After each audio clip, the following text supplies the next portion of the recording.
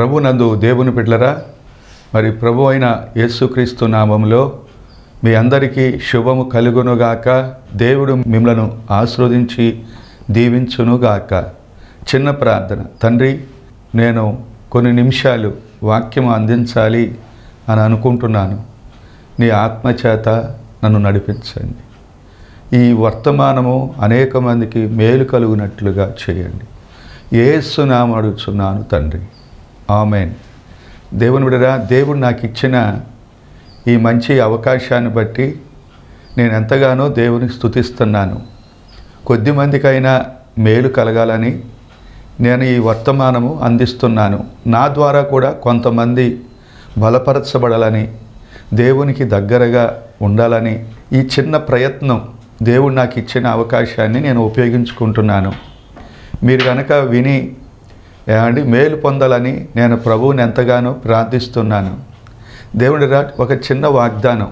న్యాయాధిపతుల గ్రంథము 5వ అధ్యాయము 31వ వచనము. ఆయనను ప్రేమించువారు బలముతో ఉదయించు సూర్యుని వలె ఉంటారు. ఆయన్ని ప్రేమించువారు బలముతో ఉదయించు సూర్యుని వలె ఉంటారు. దేవుని నువ్వు గనక సూర్యకాంతి చాలా బలముగా భూమి మీదకి దిగి వస్తూ ఉంటుంది, సూర్యకిరణాలు. కానీ ఆ కిరణాలని ఎవరు అడ్డుకోలేరు. అయితే నువ్వు గనక దేవుని ప్రేమిస్తే బలముతో ఉదయించే సూర్యుని వలె నువ్వు ఉంటావు అనే మాట. నువ్వు దేవుని ప్రేమించాలి. ఉదయము, మధ్యాహ్నము, సాయంకాలం. దానియేలు దేవుణ్ణి ప్రేమించాడు. ప్రేమించటాన్ని బట్టి బానిసగా తేబడినటువంటి దానియేలుని బబులోను దేశంలోనే ప్రధానమంత్రిగా దేవుడు చేశాడు. దేవుని ప్రేమించాడు. దేవునికి ఇష్టమైన రీతిగా అతడు తన జీవితాన్ని నిలబెట్టుకున్నాడు. దేవునికి ఏదైతే ఇష్టమో దాన్ని అనుసరించాడు. దేవునికి ఏదైతే ఇష్టం ఉండదో దాన్ని విసర్జించాడు. దానియేలు దేవుని ఆత్మతో నింపబడినవాడు. దేవునికట బహుప్రియుడిగా జీవించాడట. ముమ్మారు ప్రార్థన చేయటం ద్వారా దేవుణ్ణి అతడు ప్రేమించాడు. కాబట్టే సూర్యకాంతి ఎలాగైతే బలముగా భూమి మీదకి దిగి వస్తూ ఉంటుందో అలాగా దానియేలు యొక్క జీవితాన్ని ఆ యొక్క దేశము కాని దేశములో కూడా దేవుడు తేజరిల్లే విధంగా గొప్ప వెలుగుగా, దానియేలు అంటే తెలియనటువంటి వారు లేరు. మీరు దేవునుడిరా, నీ జీవితంలో కూడా నువ్వు దేవుణ్ణి ప్రేమిస్తే నిన్ను కూడా బలముతో ఉదయించు సూర్యుని వలె దేవుడు చేస్తాడు. చేయాలని దేవుడు ఆశపడుతున్నాడు. నువ్వు గనక దేవుని ప్రేమిస్తే నీ ప్రతి అవసరత దేవుడు తీరుస్తాడు. నీ యొక్క సమస్యలన్నిటినీ దేవుడు పరిష్కరిస్తాడు. నీ శ్రమ, నీ బాధ, నీ కష్టాలన్నీ కూడా తీసివేస్తాడు. ఎందు నిమిత్తమయ్యా అంటే మీరు దావీదును చూద్దాం. దావీదు కూడా దేవుణ్ణి ప్రేమించాడు. 7 సార్లు దేవుని స్తుతించేవాడట. ముమ్మారు ప్రార్థన చేసేవాడట. ఈ విధంగా దేవుణ్ణి ప్రేమించాడు. కాబట్టే గొర్రెల కాపరిగా ఉన్న దావీదు తల్లిదండ్రుల చేత, అన్నదమ్ముల చేత నిరాకరించబడి ప్రేమించబడని వాడిగా ఉన్న దావీదు దేవుణ్ణి ప్రేమించాడు. దేవుణ్ణి హత్తుకున్నాడు.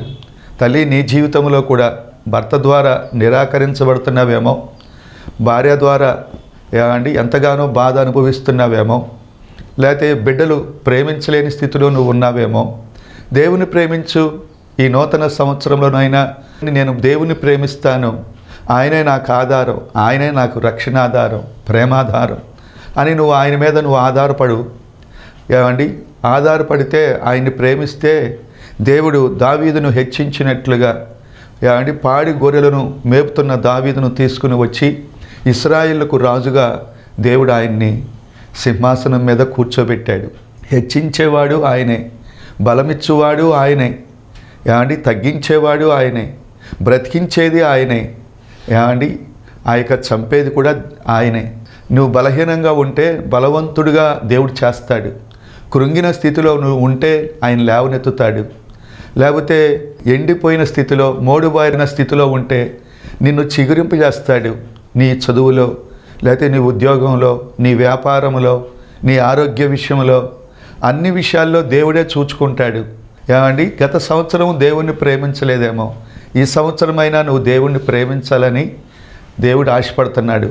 అలాగే దేవుని మరొక మాట ఏంటంటే అపోస్తలులు విద్య లేని పామరులు, కానీ పరిశుద్ధాత్మతో వారు నింపబడిన తర్వాత అపోస్తల బోధ యందును సహవాసమందును రొట్టె విరుచుట యందును ప్రార్థించుట యందును ఎడతెగక వారు కూడుకుంటూ వచ్చారట. దేవుని యొక్క వెలుగు, దేవుని ప్రేమించేవారుగా వారు ఉన్నారు. ఎల్లప్పుడూ సంఘములోనే దేవుని కొరకు వారు జీవిస్తూ ఉంటే బలముతో ఉదయించు సూర్యుని వలె ప్రపంచమంతా వారు ప్రకాశించారు. అనేక మందిని దేవుని తట్టు తిప్పగలిగారు. దానికి కారణం ఏంటయ్యా అంటే అపోస్తలుల గురించి 4వ అధ్యాయము 13వ వచనంలో వారు పేతురు యోహానుల ధైర్యము చూచినప్పుడు వారు విద్య లేని పామరులను గ్రహించి ఆశ్చర్యపడి వారు యేసుతో కూడా ఉండినవారని గుర్తెరిగిరి. మీరు గమనించారా? వారు యేసుతో కూడా ఉన్నవారని వారు గుర్తించారు. నువ్వు కూడా యేసుతో కూడా అంటే నువ్వు ఉంటే ఉదయించు సూర్యుని వలె, బలముగా ఉదయించు సూర్యుని వలె నువ్వు కూడా ఉంటావు. ఏమంటే యేసుతో ఉంటే యేసు యొక్క లక్షణాలు అపోస్తలులకు వచ్చేసినాయి. ఆ ప్రేమ, ఆ తగ్గింపు, ఆ దీనత్వం, లేకపోతే ఆ పరిశుద్ధత వారి జీవితాల్లో కొట్టొచ్చినట్టుగా వచ్చేసినాయి. వారు అగుపరిచిన జ్ఞానాన్ని ఎవరు ఎదిరించలేకపోయారట. వారు పరిశుద్ధాత్మతో నింపబడ్డారు, జ్ఞానముతో నింపబడ్డారు, బలముతో నింపబడ్డారు, ఏమండి ఆత్మతో నింపబడ్డారు, ఏమండి అన్ని విషయాల్లో ఆత్మీయంగా నింపబడిన వారిగా ఉన్నారు, సంపూర్ణులుగా ఉన్నారు. వారు ఉదయించే సూర్యుని వలె వారు ఏమండి ప్రకాశించారు, దేవుని ప్రేమించారు. ఏమండి దేవుని ప్రేమించకపోవటాన్ని బట్టే దేవుని యొక్క కార్యాలు నీ జీవితంలో జరగట్లేదు. మీరు గమనించారా? యోసేపు కూడా దేవుని ప్రేమించాడు. ఏమండి చిన్నప్పుడే దేవునికి తను తానుగా అప్పగించుకున్నాడు. దేవుడు ఆయన్ని విడిచిపెట్టాడా అంటే విడిచిపెట్టలేదు. యోసేపును దేవుడు ఐగుప్తు దేశంలో ప్రధానమంత్రిగా దేవుడు చేయలేదా? అతడు దేవుని ఆత్మ గలవాడు. రెండవది, దేవుని ఎడల భయభక్తులు కలిగిన వాడు, దేవునికి భయపడే మనసు గలవాడు. దేవుడు చూస్తున్నాడు, వింటున్నాడు. దేవుడు ఏమండి చూస్తున్నాడు, వింటున్నాడు, నా ప్రవర్తన ఆయన ఎరుగును కదా అని ఏమండి పాపానికి దూరంగా పరిగెత్తాడు. కాబట్టే ఒక నక్షత్రంలాగా ఆయన ప్రకాశించాడు, షైనింగ్ స్టార్గా. బలముగా ఉదయించే సూర్యుని వలె ఉంటారట దేవుని ప్రేమించేవారు. మన యొక్క జీవితాల్లో దేవుని కుటుంబములో చాలామంది సమాధానం లేని వారుగా ఉంటున్నారు. కుటుంబము బాగుంటే సంఘం బాగుంటుంది, సంఘం బాగుంటే ఏమంటే సమాజం బాగుంటుంది. ఈ రోజున ఏమంటే నువ్వు తండ్రిగా మొట్టమొదట దేవుణ్ణి నువ్వు వెంబడించాలి, దేవుని నువ్వు ప్రేమించాలి. ఒక తల్లిగా ఏమండి ఇంటికి దీపము ఇల్లాలు, కాబట్టి నువ్వు వెలుగుతూ ఉండాలి. దేవునిడరా ఈ యొక్క సమయంలో దేవుని వాక్యాన్ని వింటున్న నీ జీవితంలో భార్యాభర్తలు కలిసి ప్రార్థించేవారిగా ఉండాలి. ఏమండి ఈ రోజున కుటుంబ ప్రార్థన లేనివారిగా ఉంటున్నారు. ఒకటి వ్యక్తిగతమైన ప్రార్థన, 2 కుటుంబ ప్రార్థన, 3 సంఘ ప్రార్థన కూడా మనం కలిగి ఉండాలి. నేను 2 మాటలే నేను చెప్తాను. కుటుంబంలో ఉండాల్సింది ఏంటంటే సంతోషము, లేకపోతే సమాధానము. ఈ రోజున అనేక మంది జీవితాల్లో పైకి భక్తి గలవారిగా ఉంటున్నారు, దాని శక్తిని ఆశ్రయించలేని వారిగా ఉంటున్నారు. తిమోతి, నువ్వు అట్టివాడివిగా ఉండొద్దు. ఈ దినాల్లో పైకి భక్తి గలవారిగా కనపడుతున్నారు, లోపల దేవుని యొక్క శక్తిని ఆశ్రయించని వారిగా ఉంటున్నారు. నువ్వు అట్టివాడివిగా ఉండొద్దు. మీరు ఎప్పుడైనా క్రైస్తవుడిగా చెప్పుకోవటం చాలా ఈజీ, కానీ క్రైస్తవునిగా జీవించడం చాలా కష్టం. ఏమండి కష్టపడాలి, లేకపోతే సమయాన్ని ఇవ్వాలి, బలాన్ని ఇవ్వాలి, జ్ఞానాన్ని ఇవ్వాలి. ఏమంటే సమర్పణ కలిగిన జీవితం ఉండాలి. సామాన్య విషయం కాదు. నేను క్రైస్తవుడిని చెప్పుకోవటం చాలా ఈజీ, కానీ క్రైస్తవుడిగా జీవించటం చాలా కష్టం. ఈ రోజున అనేక మంది వేషధారులుగా ఉంటున్నారు. ఈ నూతన సంవత్సరమైన దేవుడు నీకు నాకు అవకాశం ఇచ్చాడు, నువ్వు ఫలించాలని, దేవుని నువ్వు అభివృద్ధి పొందాలని. మొట్టమొదట కుటుంబంలో ఉండాల్సింది ఏంటంటే దేవుని మనము ఆనంద సంతోషములతో మన యొక్క కుటుంబము ఉండాలి అనే మాట. పౌలు గారు ఫిలిప్పీ పత్రిక 4వ వచనములో ఎల్లప్పుడూ ప్రభువునందు ఆనందించుడి, మరలా చెప్పుదును ఆనందించండి. ఎందుకంటే శ్రమలు, బాధలు, కష్టాలు, లేకపోతే కుటుంబంలో ఒక వ్యక్తి, భర్త కానీ భార్య కానీ లేకపోతే బిడ్డలు కానీ ఎవరు చనిపోయినా దేవునిలో ఉండేటటువంటి సంతోషము ఎప్పుడు కూడా పోదు. చాలామంది నూతనంగా ఒక ఇల్లు కడితే సంతోషంగా ఉంటారు, లేకపోతే ఉద్యోగం వస్తే సంతోషము, లాటరీ 10 లక్షలు వస్తే సంతోషిస్తూ ఉంటారు. ఏదో బర్త్డే రోజున లేకపోతే ఏదో ఫంక్షన్ రోజున సంతోషంగా ఉంటారు. అది తాత్కాలికమైంది. ఆ సందర్భాన్ని బట్టి 3 రోజులు 5 రోజులు 10 రోజులు అది సంతోషంగా ఉంటుంది. దేవుడిచ్చేటటువంటి జీవము ఇది ఎవరో తీసేయలేరు నీలో నుండి. ఈ ఆనందం యోబున్నాడు, ఎంతోగానో ఆస్తి పోయింది, బిడ్డలు కూడా చనిపోయారు, ఆరోగ్యం పోయింది, ఆదరించాల్సిన భార్య కూడా దేవుని దూషించి చావచ్చు కదా అని దూషిస్తుంది.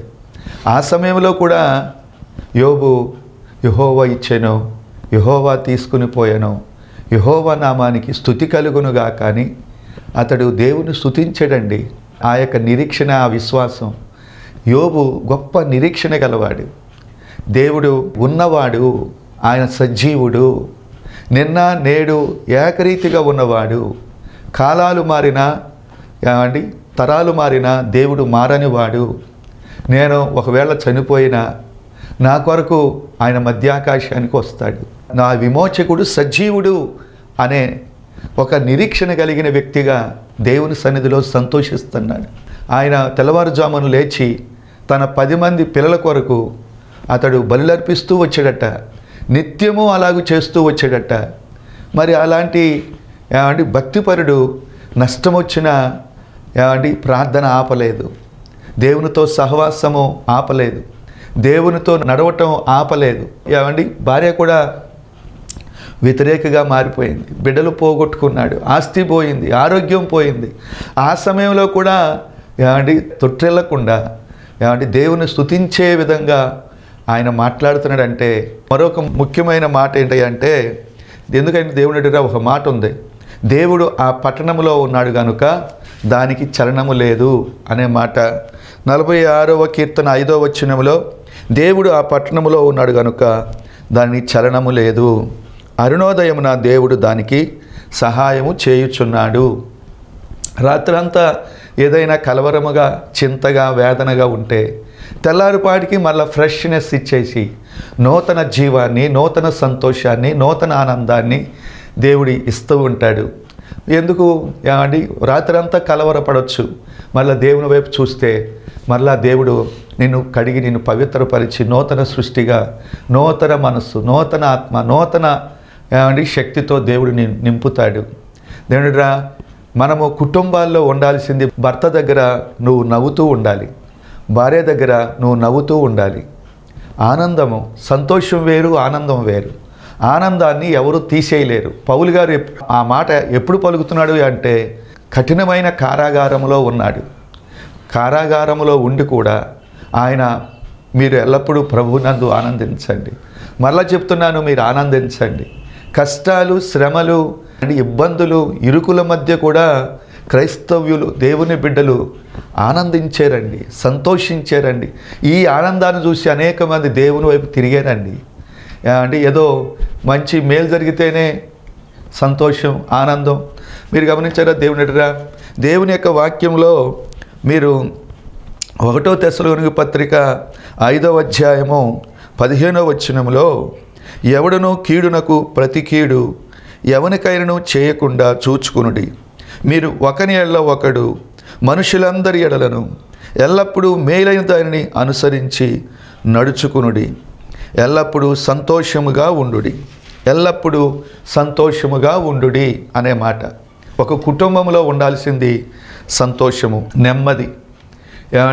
ఎవరైతే ఉదయకాల సమయంలో లేచి దేవునితో సహవాసాన్ని ప్రారంభిస్తారో, సమయము దొరికితే వాక్యము, ప్రార్థన, రాత్రికి కుటుంబ ప్రార్థన ఎవరైతే కలిగి ఉంటారో, దేవునితో నిత్యము సహవాసము కలిగిన వారుగా ఉంటారో, దేవుని యొక్క జీవము వారిలో ఉంటుంది.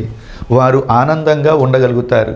ఈ ఆనందము, ఈ సంతోషం డబ్బుతో కొలవలేంది. ₹1,00,00,000 కన్నా దేవుడిచ్చేటటువంటి ఈవి గొప్పది. ఏమండి, నువ్వు పాపము లేకుండా పరిశుద్ధంగా జీవించు. నీ మనసు ఎల్లప్పుడూ దేవుని తట్టు తిప్పు. దేవుడి ఒక భర్తగా, ఒక భార్యగా, ఒక తండ్రిగా, ఒక తల్లిగా ఏమండి సంతోషకరమైన వాతావరణంలో మన పిల్లలు ఎదగాలండి. చాలామంది పిల్లలు తల్లిదండ్రులు పోట్లాడుకుంటూ ఉంటే వారి హృదయాలు గాయపరచబడి చదువు మీద కూడా వారికి ఇంట్రెస్ట్ లేదు. లేకపోతే ఏమండి మనం ఏదో పైకి మంచి వస్త్రాలు, మంచి భోజనాన్ని, మంచి కాన్వెంట్లో మనం చదివిస్తున్నాం, వారికి ఎంతో డబ్బు ఖర్చు పెడుతున్నాం అనుకుంటున్నాం. కానీ వారు ఏమండి భార్యాభర్తలుగా మీ ఇద్దరు పోట్లాడుకుంటూ ఉంటే వారి మనసులో విషబీజాలు నాటబడతాయి. తల్లిదండ్రులుగా ఏమండి భార్యగా, భర్తగా మీరు సమాధానంగా ఉంటే, సంతోషంగా ఉంటే, అలాంటి వాతావరణంలో పిల్లలు కనుక ఎదిగితే గొప్ప ఇంజనీర్లు అవుతారు, డాక్టర్లు అవుతారు, ప్రవక్తలు అవుతారు, అపోస్తులు అవుతారు. ఒక సమయంలో ఏమండి ఒక తండ్రి హఠాత్తుగా చనిపోయాడట. ఆ పిల్లవాడికి 12 సంవత్సరాలు, 11 సంవత్సరాలు. అందరూ ఏడుస్తున్నారు. ఆ పిల్లోడు తల్లి కూడా ఏడుస్తూ ఉంది. ఆ పిల్లోడు మాత్రం ఏడవట్లేదట. ఏడవకుండా చాలా సీరియస్గా తిరుగుతున్నాడట. తిరుగుతుంటే చివరికి రోజు అయిపోయింది. ఆయన్ని ఏమండి మట్టి కార్యక్రమం చేయబోతున్నారు. ఒక అతను వచ్చి అంటున్నారట, అనిల్ ఎరా మీ డాడీ చనిపోయాడు కదా, పొద్దు కూడా నీకు ఏడుపు రావట్లేదా అని వాళ్ళు అడిగాడట. అడిగితే అన్నాడట, ఇతను భయంకరంగా కొట్టేవాడు, నేను స్వయాన చూస్తూ ఉండేవాడిని, కాబట్టి పేడ విరిగిపోయింది అన్నట్లుగా మాట్లాడాడంటండి. తండ్రి కదా, ఎదర చనిపోయాడు కదా, అందరూ ఏడుస్తూ ఉంటే లోపల ఏంటంటే తండ్రి మీదకి ఆయనకి ద్వేషం వచ్చేసింది. తండ్రి మీద ప్రేమ లేదు, ద్వేషించే వ్యక్తిగా అతడు మారిపోయాడు. మీరు ఎప్పుడైనా టీకాలు చిన్నప్పుడు మనం వేయించుకుంటాము, వ్యాధి నిరోధక శక్తి కొరకు టీకాలు వేయించుకుంటారు చిన్నప్పుడు. ఆ టీకాలు వేయించిన మచ్చలు ఏమండి పెద్ద అయిన తర్వాత 70 సంవత్సరాలు లేకపోతే 50 సంవత్సరాలు అయిన తర్వాత కూడా ఆ చేతికి మచ్చలు ఉంటూనే ఉంటాయి. చిన్నప్పుడు తల్లిదండ్రులుగా మీరు సరిగా ఉండకపోతే పిల్లల ఎదుటే కొట్టుకుంటూ, తిట్టుకుంటూ, దూషించుకుంటూ ఏమండి ఉంటూ ఉంటే పిల్లలు ఏమండి ఈ మాయని మచ్చలుగా వారి హృదయాల్లో తండ్రి మీద ద్వేషము పెరిగిపోద్ది, తల్లి మీద ద్వేషం పెరిగిపోతూ ఉంటుంది. దేవునిరా ఐక్యంగా సమాధానంగా ఉండాల్సిన కుటుంబాలు ఏమండి ఎంతగానో నరక కోపాలుగా ఉంటున్నాయి. తల్లి మీరు ఒకరినొకరు సహనం ఉండాలి, ఓర్పు ఉండాలి. భర్తకు కోపం వస్తే భార్యగా నువ్వు మౌనం అయిపోవాలి. ఏమండి భార్యకు కోపం వస్తే భర్తగా నువ్వు కూడా మౌనం అయిపోవాలి, నోరు తెరవకూడదు.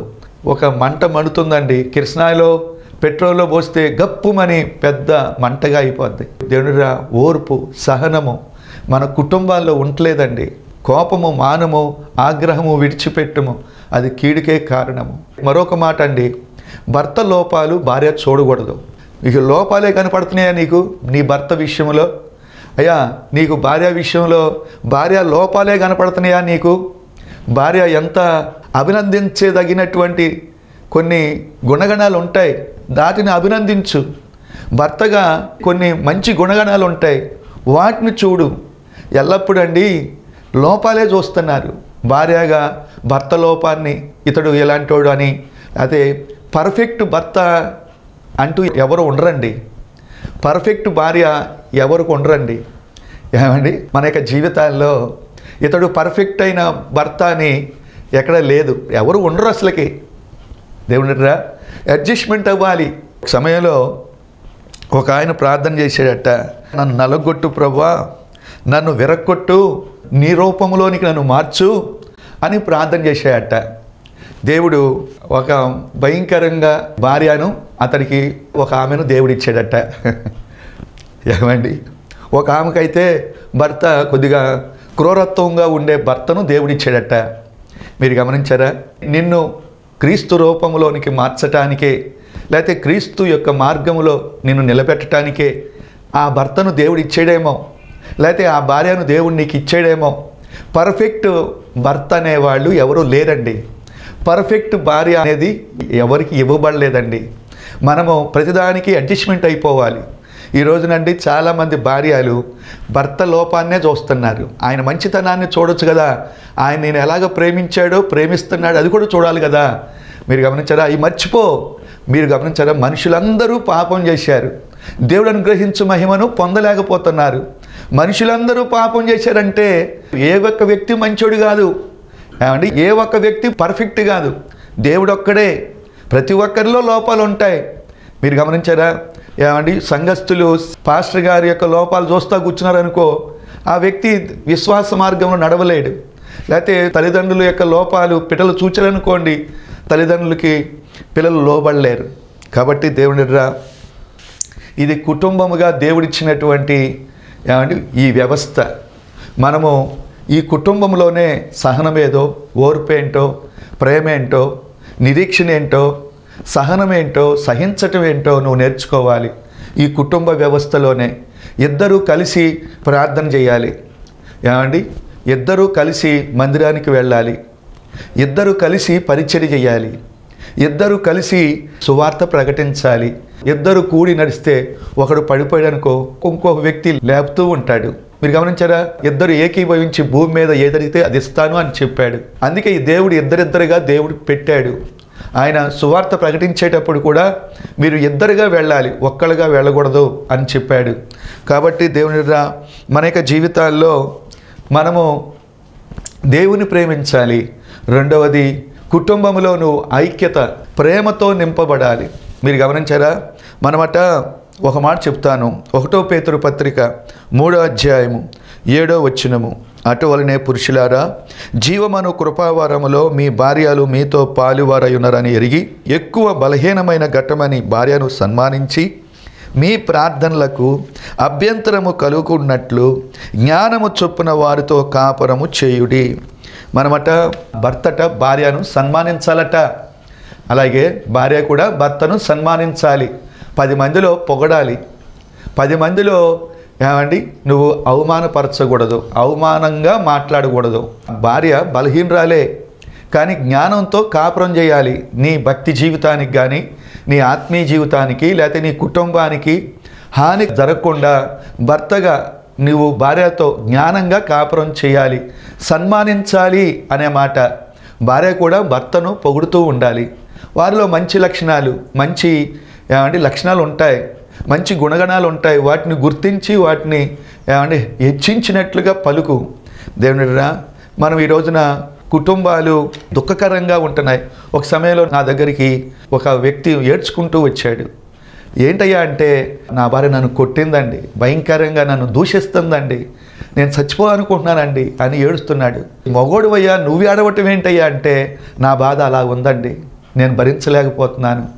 ఏమండి ఒక సమయంలో ఒక సహోదరి కూడా ఏడ్చుకుంటా ఏమండి కాల్లో పడటానికి వచ్చింది. ఏంటమ్మా అంటే, నా భర్త ఇంకొక స్త్రీతో ఉంటున్నాడు, అసలు కొద్ది కూడా నా విషయం ఏమంటే పట్టించుకోవట్లేదు, నా పిల్లలు పరిస్థితి బాగాలేదు, నేను బ్రతకటం కంటే చచ్చిపోతే మంచిదని. ఏమంటే ఇలాంటి కుటుంబాల్లో వేదనకరమైన పరిస్థితి, దుఃఖకరమైన పరిస్థితి. భర్తను బట్టి భార్య ఏడుస్తూ ఉంది, ఏమంటే భార్యను బట్టి భర్తలైన వారు ఏడుస్తున్నారు. అలాగా ఈ జీవితం ఉండకూడదండి. ఏమంటే ఇకనైనా భర్తగా నువ్వు మనసు మార్చుకోవాలి, భార్యగా నువ్వు మనసు మార్చుకోవాలి. దేవుని ప్రేమించు తల్లి. ప్రార్థన ద్వారానే, వాక్యం ద్వారానే మనం సరిచేయబడాలి. అనుదినము దేవునితో దేవుని ప్రేమించేవారిగా ఉంటే ఏమంటే బలముగా ఉదయించు సూర్యుని వలె మీరు ఉంటారు. బలముగా ఉదయించే సూర్యుని వలె దేవుని ప్రేమించేవారు అలా ఉంటారని వాక్యం చెప్తుంది. కాబట్టి త్వరగా సమయము వెళ్ళిపోతూ ఉంది, త్వరగా దినాలు గడిచిపోతున్నాయి, సంవత్సరాలు గడిచిపోతున్నాయి. నువ్వు దేవుని కొరకు నువ్వేం చేసావు? చాలామంది అడుగుతూ ఉంటారు, దేవుడు నాకేం చేశాడయ్యా అని అడుగుతూ ఉంటారు. అని కాదు, దేవుడు ఏం చేశాడు అని అడుగుతున్నావు, కానీ దేవునికి నువ్వేం చేసావు? దేవుడు ఏదైతే ఎలా ఉండమని చెప్పాడో అలాగే ఏమైనా ఉంటున్నావా? దేవుని కొరకు నువ్వేం చేస్తున్నావు? దేవునిరా, పరీక్షించుకో, ఆగు, ఆలోచించు. నీ బిడ్డలు ఏమండి ఉన్నత స్థితిలో ఉండాలి అంటే భార్యగా ఏమండి నీ యొక్క ధర్మాన్ని జ్ఞానవంతురాలట ఇల్లు కట్టుద్దట. జ్ఞానవంతురాలుగా నువ్వు ఉండాలి. అయ్యా భర్తగా నువ్వు ఏమండి నువ్వే హెడ్ ఆఫ్ ది ఫ్యామిలీ, నువ్వు భర్తవు లేకపోతే కుటుంబానికి యజమానుడువు అనే విషయాన్ని నువ్వు మర్చిపోవద్దు. నువ్వు తగిన విధంగా కుటుంబాన్ని నువ్వు పట్టించుకోవాలి. నీ స్వార్థం నువ్వు చూసుకోకూడదు. ఏమండి బిడ్డల యొక్క పరిస్థితిని కూడా వాళ్ళు ఎక్కడికి వెళ్తున్నారు, ఎవరితో సహవాసం చేస్తున్నారు, వారు చదువుతున్నారా, చదవట్లేదా, కాలేజీకి వెళ్తున్నారా, రావట్లేదా, పట్టించుకోవలసిన వాడు తండ్రిగా నువ్వే. నీకే బాధ్యత ఉంది. కుటుంబ బాధ్యత సంపూర్ణంగా నీ మీదే ఆధారపడి ఉంది. భర్తగా, తండ్రిగా నువ్వు ఏమంటే దేవునికి అంగీకారమైన వ్యక్తిగా ఉండాలి. అబ్రహాము మొట్టమొదట భక్తి కలిగిన జీవితం జీవించాడు. యోబు కూడా యజమానుడిగా తన కుటుంబాన్ని చక్కబెట్టుకున్నాడండి.